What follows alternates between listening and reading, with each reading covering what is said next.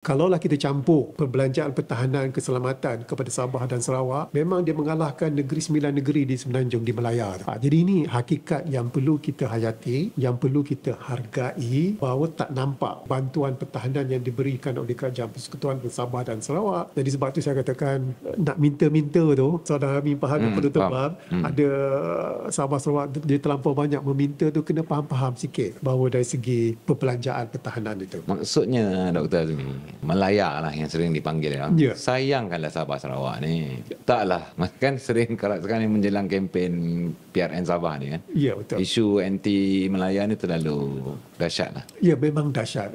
Kerana saya selalu bagi ceramah kat belahana, kalau dia tak suka benda tu, dia panggil saya orang Melaya. Okey. Kalau dia orang suka sikit, dia panggil orang Semenanjung. Tapi tak apalah. Kita dulu dikenali sebagai Melaya. Tak ada isu tu.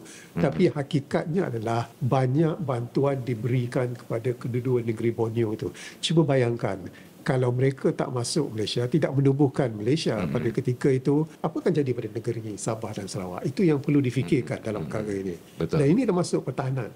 Satu perbelanjaan yang besar.